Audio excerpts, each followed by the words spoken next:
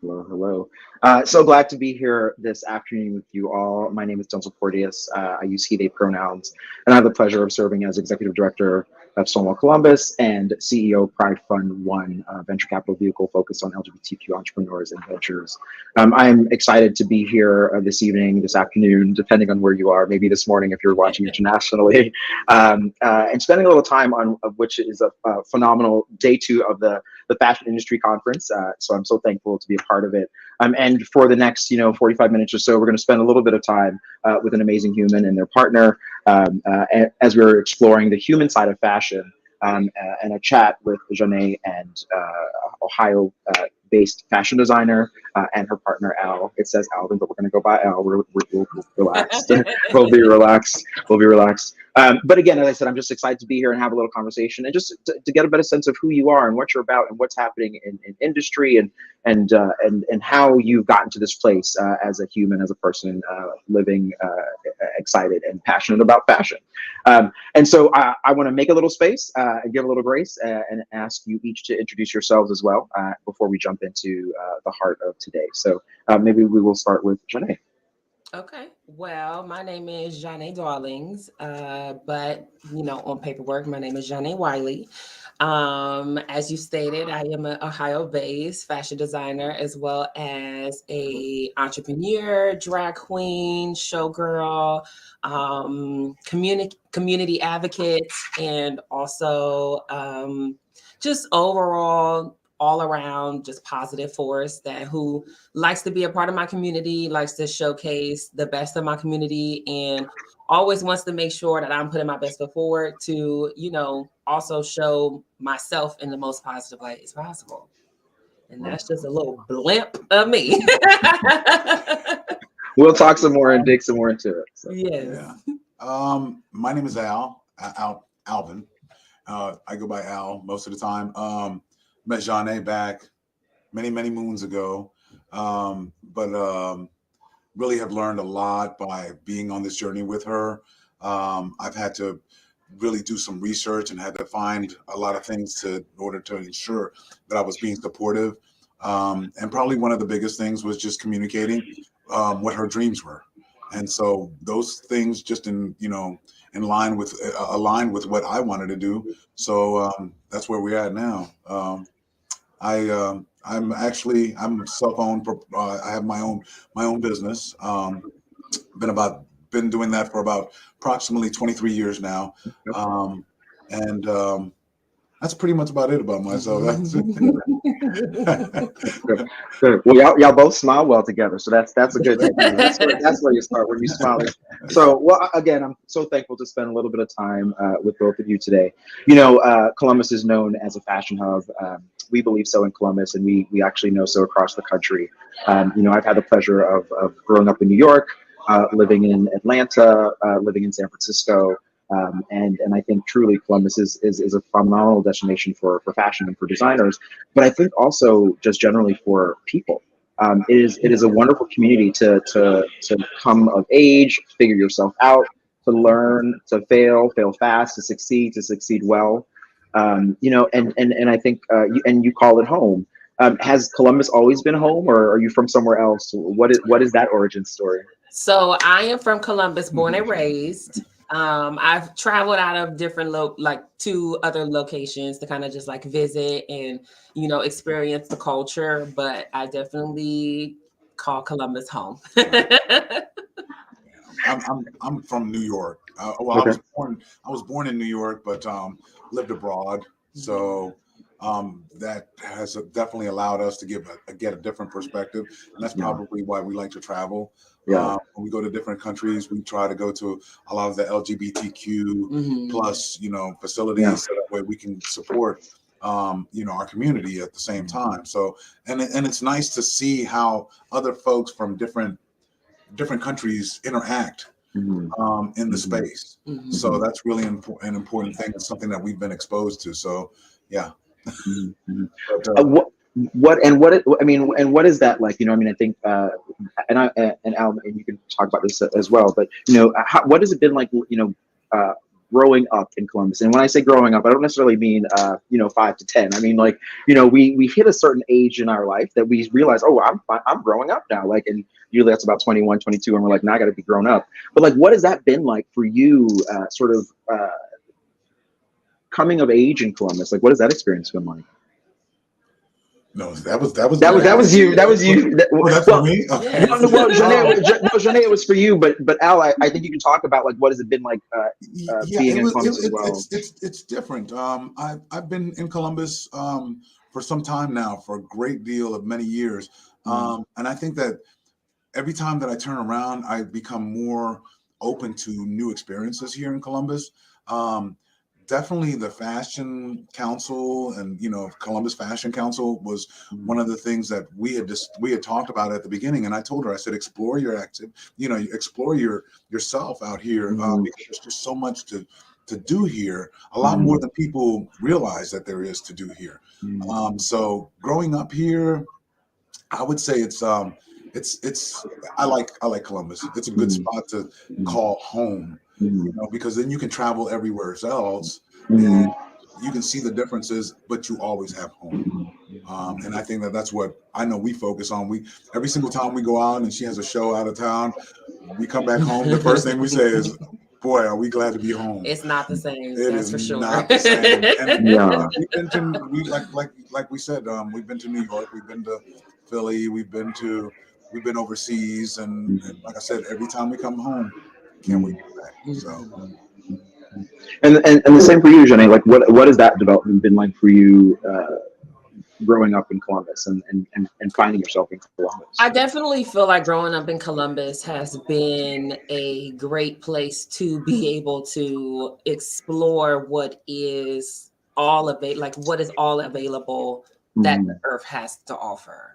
And I say that to say that Columbus has a lot of things to offer. It's just you have to be willing to go out there and just explore what it is that you enjoy to do and or what makes you happy. So I feel as though there's been a lot of self-discovery, considering that, I haven't really discovered myself in another location. However, I will say, I think that having a lot of support at arm's reach has allowed for my own development as far as like being comfortable as like a Black trans individual in society. I've allowed myself to be able to open up, knowing that I can be as free as I want to be without feeling like I have to be out here alone. So that's been a very beneficial thing for me, because I feel as though there's always a support blanket in any avenue that I decide to go down, because I've been able to foster enough networking, communications, and it's like, what's the word? Connections is the word I'm looking for. I've established enough networking connections in said spaces to be able to feel like, okay, I'm walking in knowing that people aren't trying to blindside me or trying to use the talent for something that I wouldn't necessarily feel like is in the best light, which is something that I feel as though can easily happen, especially as a, somebody who is of a minority. I think that a lot of people don't really understand what it's like to be at a home base and feel like, okay, I want to grow and be as big as I can, but also understanding that because I'm at home, there's also that transitional period where it's like I have to switch off for everybody else and then focus on the growth, development, the learning, the essentials to what it is that is going to make me able to then produce for the people. Yeah, and the other thing is that I think that what separates us in some respects is that because we have gone out and reached out into different communities and different places. Right now, there seems to be a large attack on the LGBTQ community, plus community, and that's one of the things that we're conscious of. That being home is that safe space. So it allows us to have a little bit of this dialogue with people that are like-minded and people that that are here for us. For us, especially because every time you turn on the news, some state is doing this to that, to this to that, and you know, and we're hearing that, we're listening to all that because we don't know how far that is from our front doorstep. And even though we have a large community here, a community base of LGBTQ plus individuals here, that still doesn't stop legislators or lawmakers from, you know, advancing and finding their own agenda. And that's what we're trying to avoid. We're trying to make sure that we still stay true to ourselves. See, well, y'all, woo, I got so much to unpack. No, but it's good. I mean, I think that's what you want, right? Like you just want to be. So, I mean, Zhane, I think you said a couple of things. You both have used this term safe and space and community, which are all terms that I love and I use a lot as I talk about Columbus and sort of how we grow there. Because I also believe I grew up in Columbus, right? Like I wasn't born there, but I grew there, and I'm still growing there. But you both have talked about sort of this creation of community or networks or connections that have allowed maybe a sense of safety that has allowed you to develop in ways that you should develop, right? Why do you think that is that as a community and as Columbus that there is that safe feeling? Like where do you think that comes from, and how do you think that's helped you be the full you that you want to be? I think that the safe space idea really comes from the fact that Columbus is such a large city. I went to college in Tiffin University, and though I had a great time there, really enjoyed myself, it was very small. And prior to going to Tiffin University, I as a theater kid had experienced what it was like to perform at places like the Children's Theater.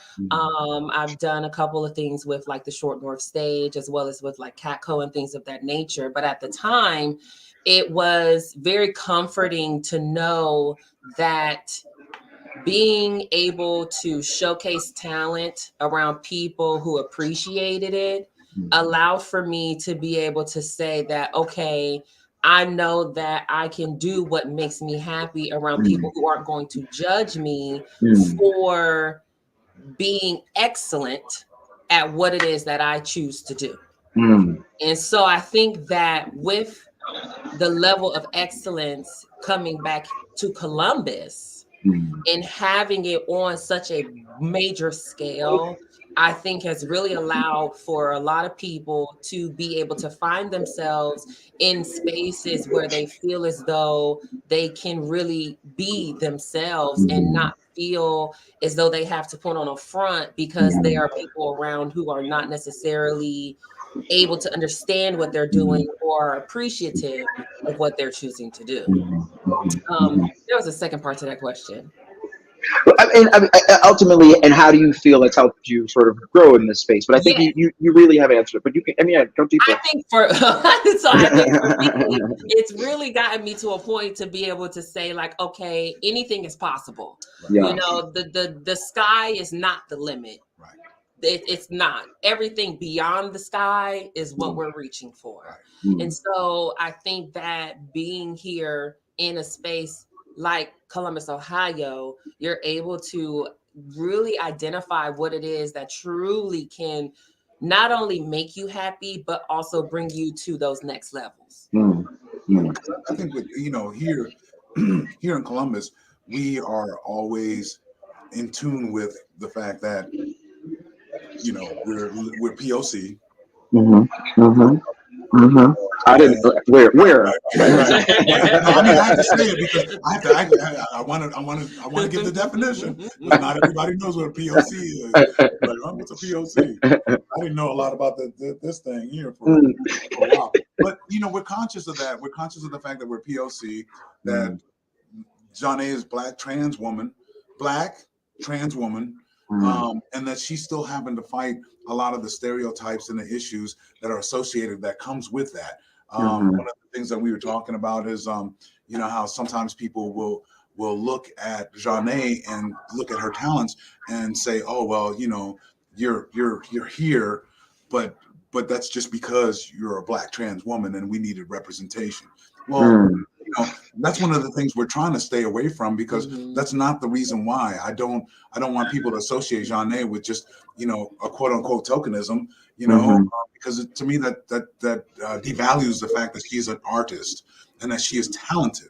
So nothing is given to her, because people don't see behind the scenes is her sitting up to 2 and 3 o'clock in the morning sewing or going through videos and fine tuning her craft and making sure that she's always doing something to elevate herself. And that's why I'm with her. That's why I support her so much, because I love that energy, that drive, that determination. And there's nothing more better than being around somebody who's energized. You feed off that. So I love that. I love that. I love that. It's my partner says that to me often, and which I don't understand, because I'm like, I'm crazy. I don't like. I am. I work hard. I'm intense, and you want to be here next to me all the time. Right. But it is exactly that, right? Like there is something to be said about the dedication that your partner demonstrates that inspires you to say, well, let me stick around. Let me be here and help you be amazing. And as you Zhane said, excellence, right? Like there's excellence in what you're doing. So why wouldn't Al want to be around and say, let me be a part of that excellence, right? Right? Like, I mean, I have to sometimes say, yeah, that's why you're here, baby, because I'm excellent. But the great thing is, as we go back to this notion of community, it also takes people around you, those who care about you, to sometimes just remind you that you are excellent, and you are more than just your skin color. You are more than just your gender expression or identity or whatever. Like you are a human who has a passion and a desire to be great and amazing, and to go beyond the sky. Because it is the sky is not the limit. I agree. It's not. And so beyond that.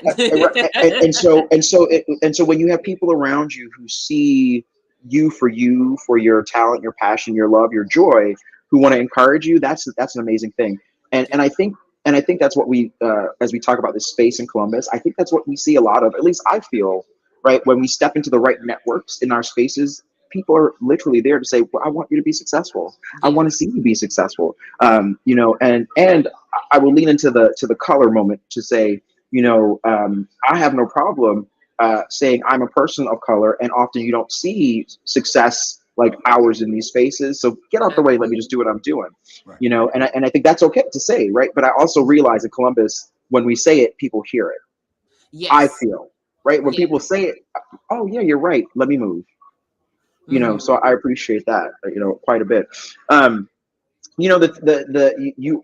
excellence, right? We started this with sort of like these 3 titles of you, right? Fashion designer, model, performer. You said drag queen, so I will lean into that. I say drag performer because gender and identity are things I struggle with, because it's just construct. So I don't want to go down that pipe. That's okay. but right, because every day I wake up and I'm like, I don't know how I feel about myself today. Who am I? Right? It's a construct. But you are a drag performer, and there's excellence in what you do, which I've seen you perform, and I love that. And as you think about sort of these layers of identity and all these pieces of yourself, because we are all intersectional, and that's a beautiful thing. How do I say this? What came first, right? When you think about performer, fashion, fashion designer, what came first?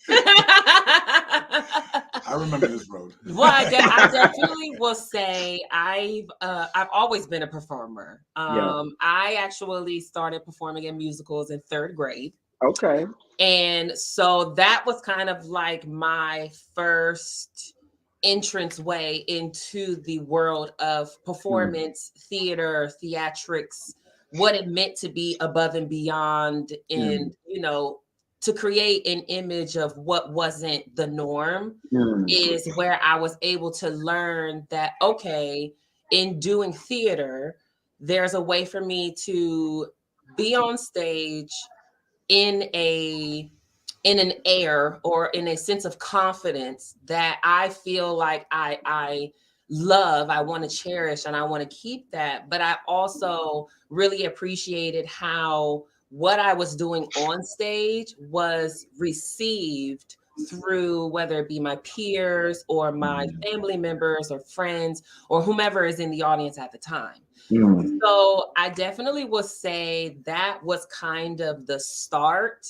However, I know that even before grade school was a thing, I know that my identity as a film presenting person was always something that I found to be not necessarily a conflict, because I have always had a very supportive mother and a very supportive family base. So when I was going through the years of self-discovery, which really has been since day one. I think we're all still trying to understand who we are as people. Yeah, but you're in a different headspace. You know what I mean? Like that's so you right. Yeah, we're right. yeah. And it definitely was a lot of growths, a lot of relearnings, a lot of being able to put terms and being able to put a label on what I thought was, but then realizing that's not exactly what that is. So then that brings me to where I am today. And now that I've been able to have all of that as like kind of like a growing tumbleweed, it kind of brought me to the idea of what is now my profession, which is drag. And then learning about how there is a correlation between the world of drag and the world of theater. And that's where I've kind of been able to find my level of comfort, because I'm able to mix and mend both of my talents as far as what level of performance can kind of come together. You know, there was a second part to the fashion, fashion that came along with the performing. Yeah. Well, I mean, if you're staying up until 2 o'clock stitching, you better be coming into this, right? I mean, come on. But you know, you know what? You have to become creative when it comes down to the line, and money is a factor, and you realize that you're the one that's dishing out in order to receive all of the profits and make out of it. Then you stick to it. You put yourself to the nose of the grindstone, and you make it happen, because it didn't just come out overnight. It wasn't like she was able to pick up a sewing machine and just do it like boom, you know. He's seen me in all the pieces that went in the trash can. Stoning by hand, and all of those fun things, you know. But it's one of those kind of things that it's a labor of love. So when you like something, it never becomes work. It just becomes a labor of love. You're just doing it because it's something that you do. I've definitely always been a member of the arts. I think that's something that I've definitely held on for my entire life and will as I move forward. But I definitely feel like learning about the different avenues that come within this world is something that I am still experimenting and learning about myself, while also being able to say that I did go to cosmetology school and I was able to put that under my belt. That's also added to the joy of what is this entire industry, because now I've been able to really be able to learn why certain things are done for certain reasons, and be able to say like, okay, well, this is what it is because this is why it is, which has been very helpful as far as like being able to build the fundamental blocks on top of each other, because now I can really feel like, okay, I'm not just coming from a place of, oh, well, this is what I like to do because I enjoy to do it. But now I have some actual credibility to say, okay, well, I've got books to give you answers on why this is what it is. When I think about I elevate sort of what you do from a subset category to the head category, as you think about entertainer, right? Entertainer, performer, right? and then you may put these subcategories as drag performer or actor or actress, but I think you are an entertainer performer, right? At that higher level, right? That's so let's elevate that as we continue, right? Because I think for me it's you are a stage performer. You get on stage, you are acting in plays. I've seen you at the Short North stage, right? Like I've seen in these places, like and then when we think about your time as a drag performer, right? It's still entertainer. You are going through this process of creation of a person, of a character, an in-depth analysis of that identity, and then right, different from when you're on the stage, right? And maybe sometimes you've got I'm a triple threat, so I should know this. A wardrobe person, right? You might have like your wardrobe person, right? That's there. Your seam mistress or whatever that says this is the outfit you're going to wear for this production, Yes. right? But you are the one creating your look and your outfits for your own production, Yes. right? Like, and so that elevates it again, right? Like and so I think that's a beautiful thing, right? It's saying I'm not just performing, I'm understanding, as you said, right? What I'm doing, all of these facets, and you know, I don't think I was telling this to people. I'm in a drag family. I'm a male drag performer, right? So my entrance into it is this. My look is this. It might change a little bit in terms of what I'm wearing, right? But I didn't have to learn how to sew and stitch, right? I didn't do those things, right? But I can remember my mama, right, stitching her dresses, and I'm thinking, wow, right? Like that is what you have to have some sort of vision. Yes. To see what you see, yes. And then you develop the talent because you got to learn how to stitch it, right? I mean, it's so. There are definitely a lot of levels, and that's a beautiful thing. It's funny that you say that because I know specifically, like my daughter Braylyn, like she and I are now going through a lot of things because she is aspiring to learn to sew and create herself, and not just my daughter Braylyn, but also like my best friend Khalil and my mother Michaela and all of my other good friends and family members. They're all trying to really pick up the skill set. I love Michaela, by the way. I'll just go a little. Okay, that's my sister, that's my mother. But it's really been very prosperous. You know, like I know for me, when I decided to really start sewing and when I started making like the masks for everybody during COVID and really kind of like honing in on the skill set that is sewing, I never realized that I would be picking up a skill set that so many people aspire to be able to have. Oh yeah. I mean, I can stitch. And I never realized that. Right, well, I can sew a hole, but I can't stitch anything. So, right. You know, so that's why I'm like, it's been very beautiful to be in this space, to be able to now share certain things, even if it's as simple as, you know, learning how to backstitch. Okay, you know, teacher. So now you let's add teacher. You're a teacher now. Well, hey, I like to do it all multimedia mogul, baby.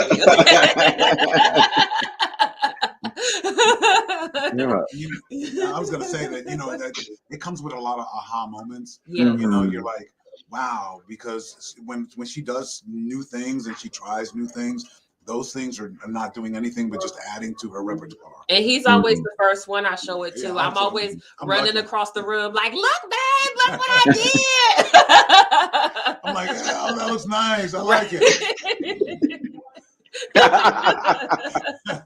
No, but honestly, every time, that's why sometimes people ask her to make things for them, and which a lot of times she's very helpful when it comes to that. She wants them to, but she wants people to help themselves, but that's also taken away from her creative juices.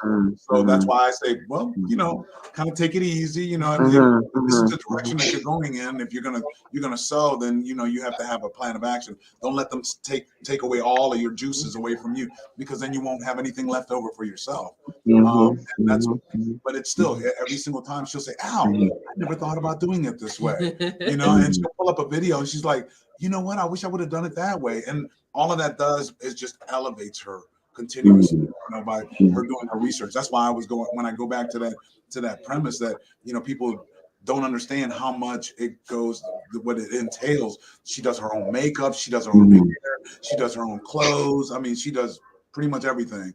I help her jewelry sometimes. I don't make all her jewelry, but you made a couple pieces. I made a couple of pieces. But I would say this, even when it comes to, me and the things that I do, he has been very, excellent in excelling in what is the audio and videography level of all of this. And I am very appreciative to have somebody who is there, who is willing to get as many video captures and as many photographs and all those type of things, because these moments when you're performing, especially with people who are maybe of the older school generation, and I say that in the most esteem because the term old school is looked at in a positive light.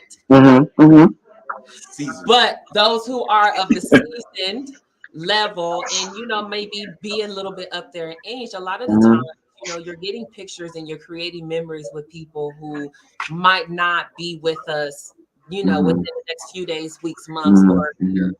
And so it's very beautiful to be able to look back and say, I was able to perform with such and such at such and such time, because then you can share those memories with the newer generation of girls who are trying to come in and say, like, well, this is where I learned my stuff from. So I would hope that you would then take some of the things that I share with you and at least incorporate that into, however you choose to present yourself.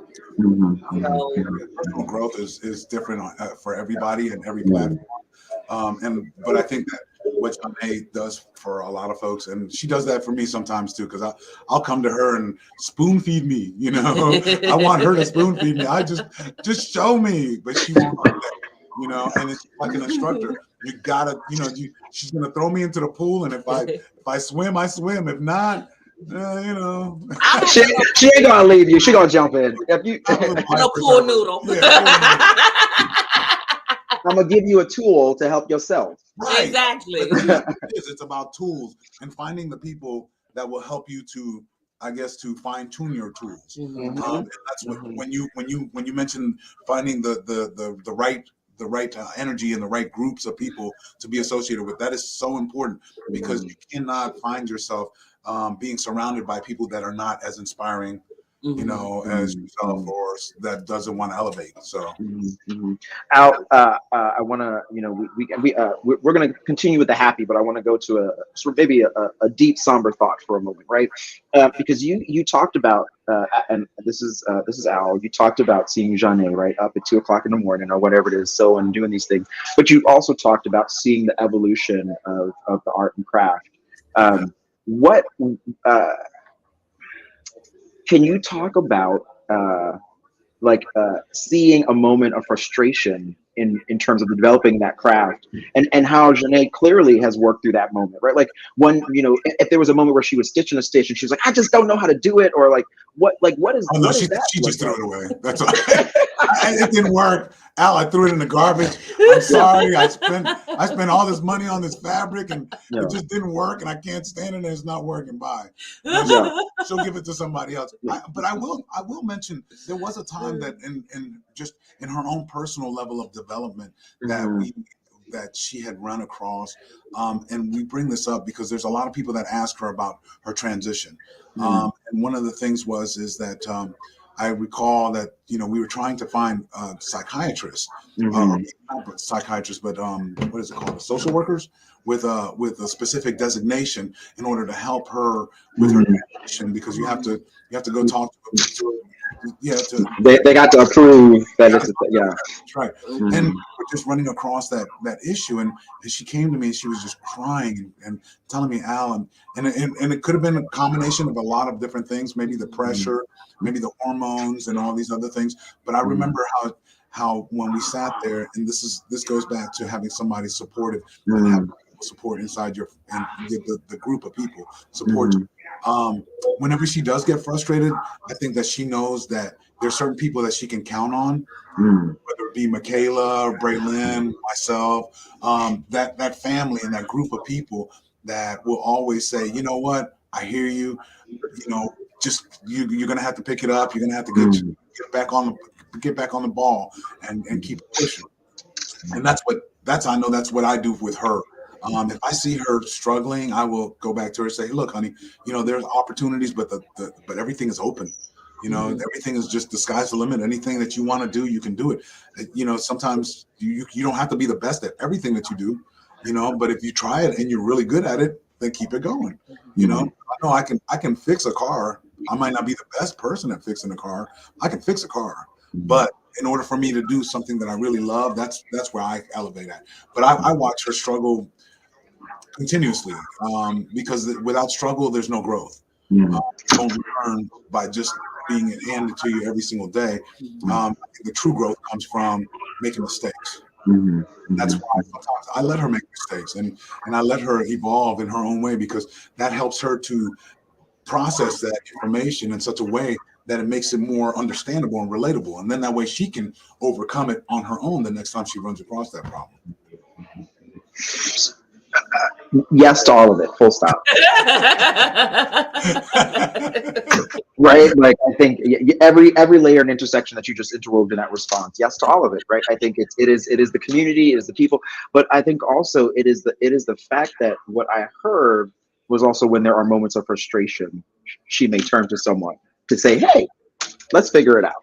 Right. And I think but that's also part of learning, right? Like, I think the learning and the development, because you're willing to say, I need to develop, and I'm gonna work it through with someone. So I came back to Columbus in 2013. And I think it was sort of on my return to Columbus from San Francisco when I first started seeing Zhane out in the world, and like in my space, like over the time, because I've been back and forth in Columbus over a couple of times, and on that return, for me, it's been wonderful to see the growth and development, right? I think as a performer, as an entertainer, just as a person, right? Like, in the community, and the language you use, which I want to also lean into, is community advocate. Right, and you are right, but you do it also in a way that's just simply, this is my life, right? Like, it's not like I'm overdoing this to show up and show out for somebody. Exactly. You're simply saying, this is who I am, and I'm advocating for my community because I just want to live my life the way I live my life. How did you become or find the space, or how do you believe you found sort of the strength to speak up in such a public way, right? Like, because I acknowledge, right, I sit in a very public, I call myself a professional gay, right? Like, every job that I have at this moment is, I'm paid to be gay. Like, I'm the executive of a nonprofit that's about gay people. I'm the CEO of I volunteer, right? So I realized that there's a level of vulnerability and openness and prepared for all. So, and it's the same space that you're existing in. Like, how do you think you got prepared for that? How does that work for you? And what keeps you inspired to continue to be just yourself so openly in these spaces? I'll be honest with you. I think that it really started back in grade school. It really, and I can really say that where I think it really took height and was really becoming like a thing for like something that I was able to recognize was in high school. Because not only was I aware, more so at that time, of how people were reacting to me, but I was also aware of how people who were in power were reacting to me when I would bring up issues about the other people. So for me, I started to learn, like, okay, I was becoming kind of like a, I don't want to say I was becoming a sore thumb, because I never look at myself as like a problem child, but I was always the one who was very vocal on the fact that I am who I am, and I have to live in the skin that I have to live in. So I cannot allow for other people to think that if I'm walking into a room, that I'm walking in with my head held down. Because again, having that really strong support system, having really great friends, having a really strong and supportive fiance who is like able to kind of like just empower me to feel like I'm on top of the world, really just like throughout these different steps of my life has really just been a continuous like I can do this no matter what people try to do to take away from what I have done. I can do this. And I definitely feel as though, you know, that's that. It's just a lot of drive, you know, a lot of feeling as though like, okay, I know that, you know, as a Black individual, there's already that label of, well, my skin is what my skin is. Okay. I know that I can't change that. But as far as my identity and as far as who I am and have been since day one, there was definitely a lot of learning curves in being able to at least put a label on what it was that I was doing. I know when I first met my cousin Kiana back in 5th grade, she was the one who kind of really opened my eyes up to the comfort of what was the gay world. Like I remember going to my first gay pride with her back when the city center was open. Long time ago. Okay, and if that tells you my age.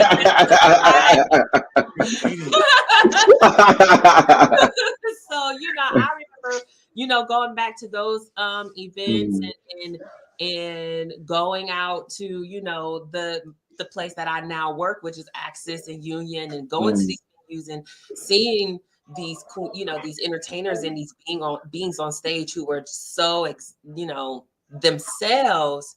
I then was like, okay, well, the energy that I've had and the confidence that I have to walk in my own presence, well, it seems like they are able to do that, but then be just extra fabulous about it. So I'm like, well, why not just figure out how I can, you know, maneuver? And it's really been such a beautiful thing. Like, I can't even tell you how many people have come to me and just said, thank you for being you. Thank you for showing me that there is a way, there is, you know, possibilities.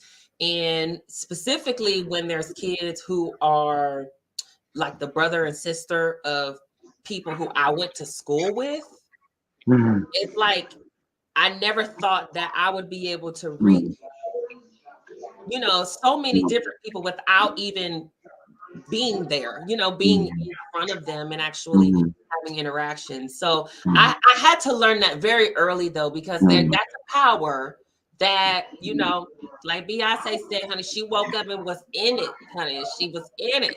So I'm like, you know, sometimes you just are blessed with a power that you have to learn how to harness, but also know that the light shines bright always, you know. I got as I've gotten older, I've become more emotional, and I could cry if the wind blows in a direction the wrong way. And you, there's so many things that you just said that brought me to this place of like, oh, I'm ready to let it out, because I think, you know, I did not feel that power or know that I had it until I was much older. Right. I think maybe my 30s. I look like I'm 15. I know. Right. But I didn't understand that because of the way that in the spaces that I grew up. I didn't grow up with that power. I didn't grow up with that emphasis. I didn't grow up with that with the notion that I am these things and these are the things that could happen for me. You know, and you acknowledged something that I realized as you were saying, I think was part of how I found my power to step out into the world and say, I'm a queer Black person, and this is who I am, and I walk into these rooms with power. And it was my drag family, right? It was when I moved to San Francisco, and it was becoming part of that family and watching my drag family live their truth and be as open as they wanted to. That allowed me to then step into my own power and truth and say, you know what, I want to be happy. I want to be myself. And that's carried on, right? That's carried with me. I came back to Columbus with that same power and energy, and I step into these spaces and say, this is who I am. That's a beautiful thing.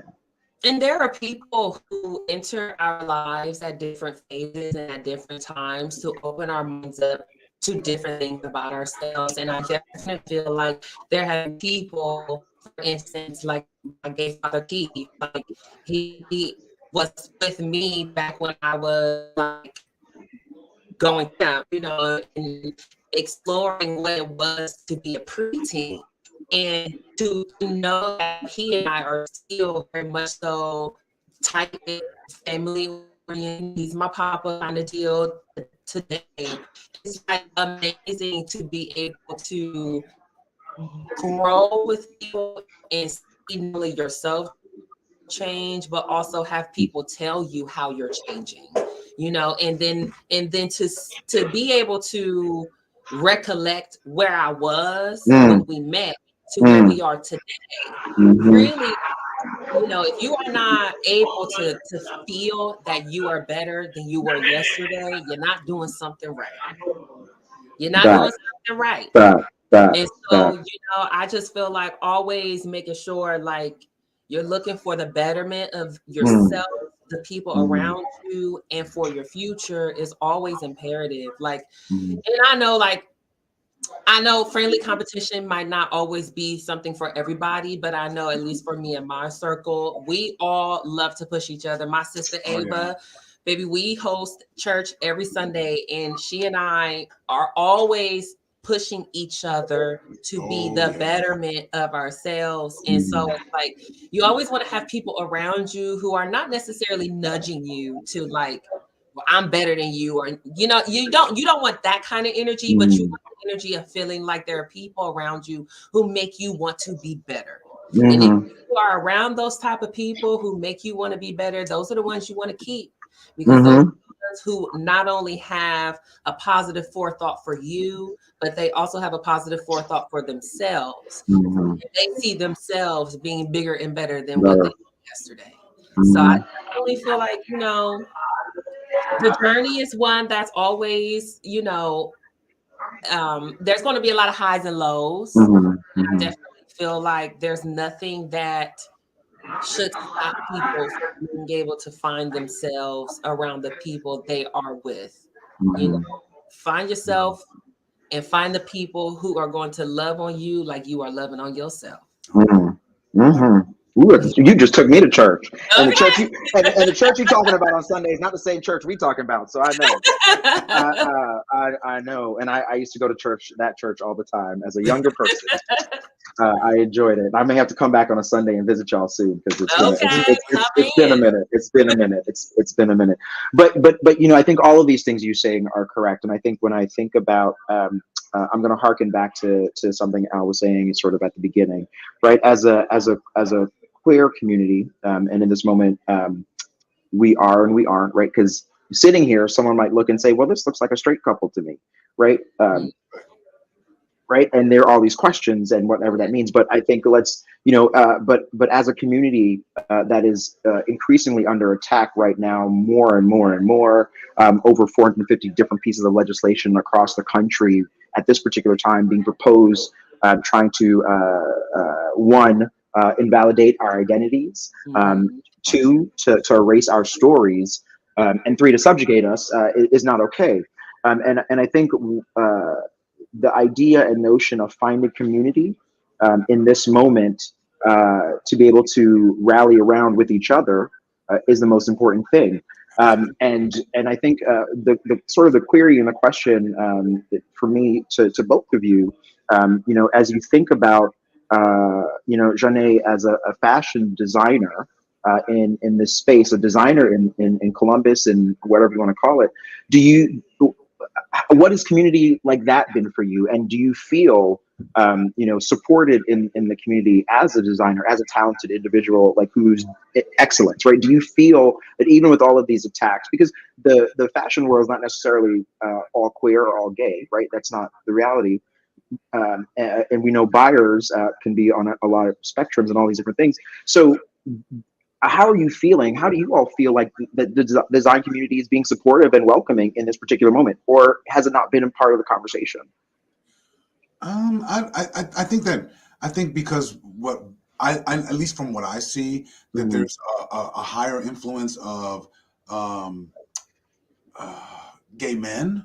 I think in the fashion industry, more so than anything else. You see that as being the dominant I guess, the dominant characteristic of a lot of the fashion designers that are in the dominant majority. Dominant majority. Mm-hmm. Yes, Okay. dominant majority within the industry. So seeing Zhane going into it as a trans woman, we haven't done a lot of research, so we don't really know how many trans trans women or trans people individuals are associated with fashion. I'm sure that there's probably a great deal, which is probably that's one of the things that we would probably be advantageous to explore, because that's different mentality, different styles, different ways of doing things and entertaining, and all of that just elevates us. So I think that the more that we become, a matter of fact, we're looking to go see the Mugler. Yes, before it closes. So that's one of those things that, and that's studying. That's going up there, and that's taking the time, because it's not just to fill the eyes, but it's also to fill the mind and fill the soul. So that way we can get something out of it by the time it's all over with. But I think that fashion, I think that it has been very supportive here in Columbus. Tommy has been really great in reaching out and showing us a lot of the different opportunities within Columbus, and the fact that people don't realize how advantageous it is to be here in Columbus with the Fashion Council, the Columbus Fashion Council, that it's unmatched. I think that as far as like having representation within the fashion industry from the trans perspective, I think is not necessarily lacking, but I think that just being able to have somebody who is able to voice the concern and being able to at least put it on the map and make it something that needs to be spoken about is a major step forward from where it was before. Bringing it to life. I think that as far as overall representation, I do feel that, at least for me, based off of what I've seen as far as like the media and mainstream and in fashion houses and things like that, there isn't very much as far as those of whom are walking in their light of this is who I am and this is what I represent. And so I still feel like there is a light tread on, for instance, saying a major fashion brand having a trans individual as the face of their brand. Like I don't see that happening anytime soon, but I do think that as far as having people as of the trans perspective and even just of a people of color perspective, I think that allows for the conversation of who to put in the forefront to be more open, and it allows for the conversation of who is supposed to be the I guess the creme de la creme of the moment. It's changing with the time, and it's not to say that, there isn't representation throughout the decades, but it is to say that as far as somebody who can be like standing on that platform today and right now, I don't see anybody being able to hold that. But that's why I feel as though people like myself who are, post-operative trans individuals, my story is a little bit more enriching as far as being able to learn not just about the process, but also about the journey and what it means to be able to like be at this point and to be moving forward. I think shows a lot of people that progression is happening and that it's here. Wonderful. Well, I realized I was looking at the wrong clock, and it is after 5 o'clock. I was having too much fun, so I apologize. I was looking at the countdown. They're telling me we got to wrap it up. And this has been a great conversation, and I want to start with appreciation. Thank you for taking the time out of your day for making space for us, for me, for being so forthright and sort of reflective and thoughtful with the responses to the questions. I think whoever is watching this live or whoever watches this later will be left with some amazing nuggets of inspiration, of wisdom that you both have shared. And I'm thankful for that. I'm leaving inspired as well, and so I thank you for that. I thank you for continually stepping in and living in your light. It is there. I see it shine every time I see you, and I'm so thankful to be here in this moment. You know, and I will say, as you talk about, you know, currently not seeing sort of that face in the fashion industry, sky's beyond the limit, Zhane. It's you. So as we sit here today, right? Let's be intentional and thoughtful to say, what can we do as a community to wrap our arms around you and uplift you in the way that we need to, because you are doing amazing things and you're an amazing person, and you should always know that. So and so Al, thank you for being there and being supportive, right? I think it takes a wonderful partner to see the light and let that light shine and make space for it. And so I, as a human, I say thank you for allowing that beauty to do some wonderful and amazing things. So again, thank you so much for being with us today. I had the pleasure of being here. Thank you for having us. This has been amazing. I just, you know, I've really, I always feel very hesitant whenever I do any kind of public speaking engagements, because I always feel like I want to make sure that, you know, the information and what is meant to be the energy of our current climate, I always want to make sure that that is what is always being told in a progressive manner. And so I just want to say, drag is not a crime. Drag is not a crime. Say it again. I am not a criminal. Say it again for the people. Yes. There it is. There's my punchline. Thank you all so much again. Denzel Portis had the pleasure of being here this evening. Thanks to the Columbus Fashion Industry Conference for allowing us a space to spend a little time talking about the human side of fashion. For spending a little time with Zhane, an amazing human, and her partner Al, an amazing human as well. So thank you all so much. It's been a pleasure, and hopefully we'll see you all soon. Thank you all so much. All right, thank you. Bye. Bye. Bye.